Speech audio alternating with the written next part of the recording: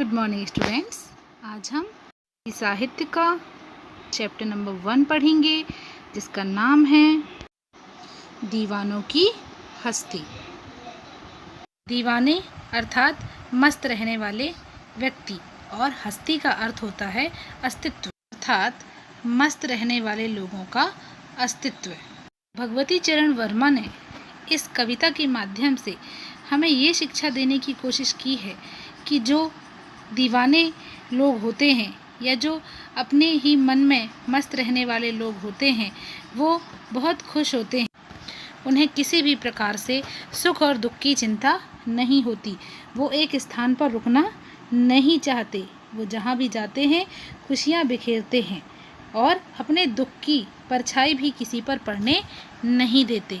दुनिया को कवि ने भिखमंगों की उपमा दी है। भिखमंगों की उपमा इसलिए दी है क्योंकि वो कहते हैं कि दुनिया केवल लेना जानती है, देना नहीं। कवि ने खुद को भी इन्हीं दीवानों के अंतर्गत बताया है। तो इस कविता को समझने के पहले हम इसके कवि के बारे में जान लेते हैं। इसके कवि का नाम है भगवती चरण वर्मा। भगवती चरण वर्मा का जन्म 30 अगस्त 1903 में शफीपुर, संयुक्त प्रांत ब्रितानी, भारत में हुआ था। इनकी मृत्यु 5 अक्टूबर 1981 में हुई। इनकी मृत्यु के समय इनकी उम्र 78 वर्ष की थी। इनका जो व्यवसाय था वो ये लेखक ही थे। इनको राष्ट्रीयता भारत से प्राप्त थी और इनकी जो शिक्षा थी वो थी BA और LLB। इन्होंने उच्च शिक्षा इलाहाबाद विश्वविद्यालय से प्राप्त की थी। इनकी जो विधा थी लिखने की वो थी उपन्यास और कहानी। इनको जो हिंदी साहित्य में सम्मान मिले थे वो थे पद्म भूषण और साहित्य अकादमी पुरस्कार। तो ये था भगवती चरण वर्मा का संक्षिप्त में परिचय। अब हम कविता की तरफ चलते हैं। सबसे पहले हम कविता का पठन करेंगे, उसके पश्चात उसके अर्थ को जानेंगे। तो आप देख रहे हैं कविता आपके चित्र में दिखाई दे रही है। मैं इसका पठन शुरू करती हूँ। हम दीवानों की क्या हस्ती हैं, आज यहाँ कल वहाँ चले, मस्ती का आलम साथ चला, हम धूल उड़ाते जहाँ चले। आए बनकर उल्लास अभी, आंसू बनकर बह चले अभी, सब कहते ही रह गए अरे, तुम कैसे आए कहाँ चले। किस ओर चले यह मत पूछो, चलना है बस इसलिए चले, जग से उसका कुछ लिए चले, जग को अपना कुछ दिए चले। दो बात कही दो बात सुनी, कुछ हंसे और फिर कुछ रोए, छक कर सुख दुख के घूंटों को हम एक भाव से पिए चले। हम भिखमंगों की दुनिया में स्वच्छंद लुटा कर प्यार चले, हम एक निशानी सी उर पर ले असफलता का भार चले। अब अपना और पराया क्या, आबाद रहें रुकने वाले, हम स्वयं बंधे थे और स्वयं हम अपने बंधन तोड़ चले, हम अपने बंधन तोड़ चले। तो ये थी कविता। अब आगे हम हर एक पद्यांश का अर्थ जानेंगे। आप लोग ध्यान से सुनिएगा और समझिएगा। हम दीवानों की क्या हस्ती हैं, आज यहाँ कल वहाँ चले, मस्ती का आलम साथ चला, हम धूल उड़ाते जहाँ चले। इन पंक्तियों में कवि कहते हैं कि दीवान की कोई हस्ती नहीं होती, अर्थात वो इस घमंड में नहीं रहते कि वो बहुत बड़े आदमी हैं, और ना ही उन्हें किसी चीज़ की कमी का कोई मलाल होता है। कवि खुद भी एक दीवाने हैं और बस अपनी मस्ती में मस्त रहते हैं। उनकी इस मस्ती और खुशी के आगे गम टिक नहीं पाता है और धूल उड़ाने की तरह वो अपने गमों को उड़ाते हैं। कवि अपने आप को भी दीवानों के अंतर्गत ही रखते हैं। वो कहते हैं कि हम अपने जीवन में मस्त रहते हैं, कभी यहाँ तो कभी वहाँ, हमारे साथ मस्ती और खुशी रहती है, हम अपने दुखों को धूल की तरह उड़ाते हुए चलते हैं। आए बनकर उल्लास अभी, आंसू बनकर बह चले अभी, सब कहते ही रह गए अरे, तुम कैसे आए कहाँ चले। उपरोक्त पंक्तियों में कवि कह रहे हैं कि दीवाने मस्त मौला लोग जहाँ भी जाते हैं वहाँ का माहौल खुशियों से भर जाता है। फिर जब वो उस जगह से आने लगते हैं तो सब काफ़ी दुखी हो जाते हैं। लोगों को उनके जाने का पता नहीं चलता, वो तो मन में ही अफसोस करते रह जाते हैं कि उन्हें मालूम ही नहीं हुआ कभी कब आए और कब चले गए। इस प्रकार कवि कह रहे हैं कि एक जगह टिक कर रहना उनका स्वभाव नहीं है, उन्हें घूमते रहना पसंद है, इसलिए वो अक्सर अलग अलग जगह आते जाते रहते हैं। जब मस्त मौला लोग जिस स्थान पर पहुंचते हैं तो वहाँ खुशियाँ छा जाती हैं। उल्लास मतलब खुशियाँ। परंतु जब वो वहाँ से निकलते हैं तो दुख का माहौल हो जाता है, आंसू आने लगते हैं सभी को, और सब कहते हैं कि अचानक से आए और अचानक ना जाने कहाँ चले गए। इन पंक्तियों में कवि ने कहा है कि दीवाने और मस्त मौला लोग जहाँ भी जाते हैं वहाँ का माहौल खुशियों से भर जाता है। फिर जब वो उस जगह से जाने लगते हैं तो सब काफ़ी दुखी हो जाते हैं। लोगों को उनके जाने का पता तक नहीं चलता, वो तो मन में ही अफसोस करते रह जाते हैं कि उन्हें मालूम ही नहीं हुआ कब आए और कब चले गए। किस ओर चले यह मत पूछो, चलना है बस इसलिए चले, जग से उसका कुछ लिए चले, जग को अपना कुछ दिए चले। कवि दी हुई पंक्तियों में कहना चाहते हैं कि मुझसे मत पूछो मैं कहाँ जा रहा हूँ, मुझे तो बस चलते रहना है, इसलिए मैं चले जा रहा हूँ। मैंने इस दुनिया से कुछ ज्ञान प्राप्त किया है, अब मैं उस ज्ञान को बाकी लोगों के साथ बांटना चाहता हूँ, इसलिए मुझे निरंतर चलते रहना होगा। अर्थात कवि चलते रहना चाहते हैं। वो कहते हैं कि मेरा काम निरंतर चलना है और जो ज्ञान मैंने प्राप्त किया है वो ज्ञान संसार के अन्य लोगों तक पहुंचाना है, यही मेरा कार्य है। दो बात कही दो बात सुनी, कुछ हंसे और फिर कुछ रोए, छक कर सुख दुख के घूंटों को हम एक भाव में पिए चले। इन पंक्तियों में कवि कह रहे हैं कि वो जहाँ भी जाते हैं लोगों से खूब घुल मिल जाते हैं, उनके सुख दुख बांटते हैं। कवि के लिए सुख और दुख दोनों भावनाएं एक समान हैं, इसलिए वो दोनों परिस्थितियों को शांत रहकर सहन कर लेते हैं। इस तरह कवि अपने मार्ग पर चलते हुए लोगों का सुख दुख बांटते हैं और उन्हें एक समान ढंग से आगे बढ़कर ग्रहण करते हैं। अर्थात कवि कह रहे हैं कि मस्त मौला लोग जहाँ भी जाते हैं वहाँ खुशियाँ बिखेरते हैं और सुख दुख को एक समान रूप से रख कर रहते हैं। दो बातें लोगों से करते हैं और दो बातें लोगों की सुनते हैं। वो सुख दुख को एक भाव में रखकर ग्रहण करते हैं।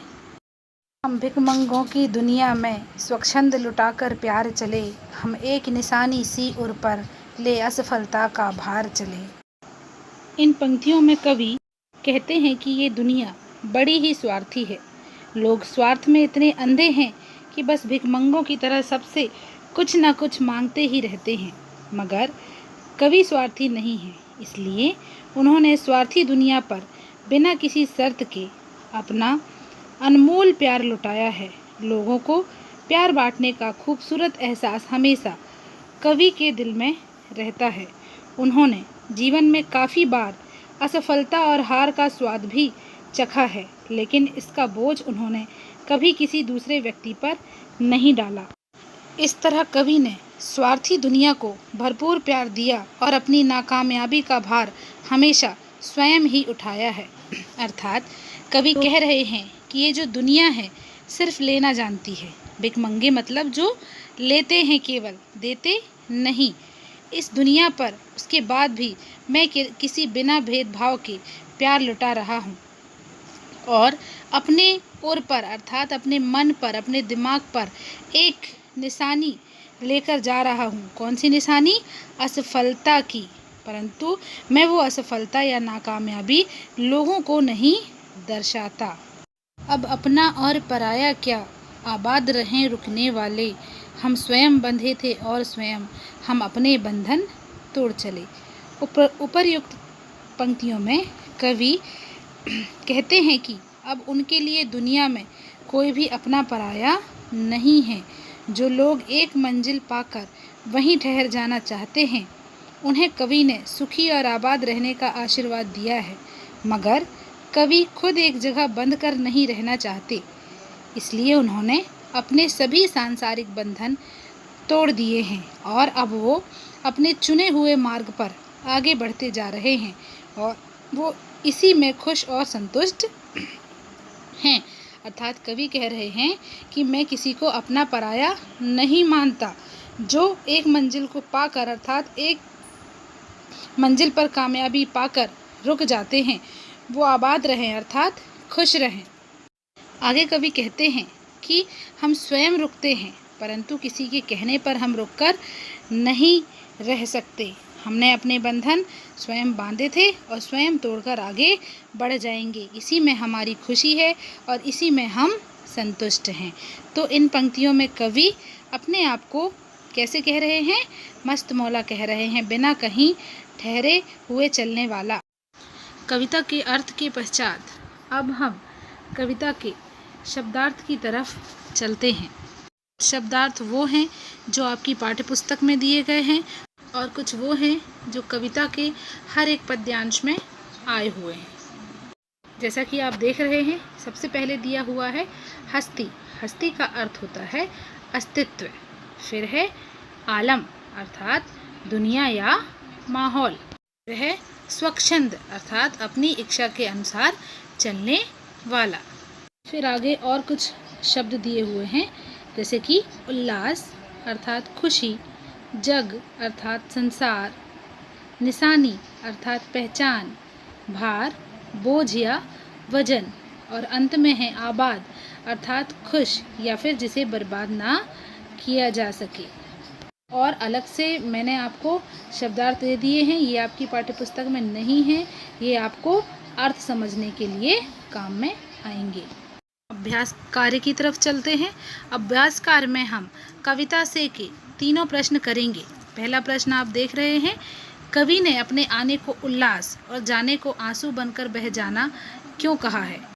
इसका उत्तर अभी अभी हमने कविता के अर्थ को समझते समय जाना है, पर फिर भी मैं आपको एक बार फिर से इसका उत्तर समझा देती हूँ कि कवि ने अपने आने को उल्लास और जाने को आंसू बनकर बह जाना इसलिए कहा है क्योंकि किसी भी नए स्थान पर वह बड़े उत्साह के साथ जाता है। वहाँ जाकर उसे प्रसन्नता होती है, पर जब वह उस स्थान को छोड़कर आगे जाता है तब उसे दुख होता है। विदाई के क्षणों पर उसकी आंखों से आंसू बहते हैं। आगे दूसरा प्रश्न है, भिखमंगों की दुनिया में बेरोक प्यार लुटाने वाले कवि ऐसा क्यों कहते हैं कि वह अपने हृदय पर असफलता का एक निशान भार की तरह लेकर जा रहे हैं? क्या वह निराश हैं या प्रसन्न हैं? उत्तर को समझते हैं। भिखमंगों की दुनिया में बेरोक प्यार लुटाने वाले से कवि का आशय है कि ये दुनिया केवल लेना जानती है, देना नहीं। कवि ने भी इस दुनिया को प्यार दिया है, पर इसके बदले में उसे प्यार नहीं मिला जिसकी वह आशा करते हैं। कवि के लिए यह उसकी असफलता है, इसलिए वह अपने हृदय पर असफलता का एक निशान भार की तरह लेकर जा रहे हैं। अतः कवि निराश हैं। वह समझते हैं कि प्यार और खुशियाँ लोगों के जीवन में भरने में असफल रहे हैं। अर्थात दुनिया ने सिर्फ उनसे लिया है, उन्हें कुछ दिया नहीं, और वो दुनिया को जो देना चाहते थे वो तो उन्होंने दुनिया को दिया अर्थात खुशियाँ, परंतु उन्हें दुनिया से खुशी और प्यार नहीं मिला। अब हम आगे तीसरे प्रश्न को देखते हैं। तीसरा प्रश्न है, कविता में ऐसी कौन सी बात है जो आपको सबसे अच्छी लगती है? तो कौन सी बात है वो हम आगे देखते हैं। कविता में कवि का जीवन के प्रति दृष्टिकोण अच्छा लगा।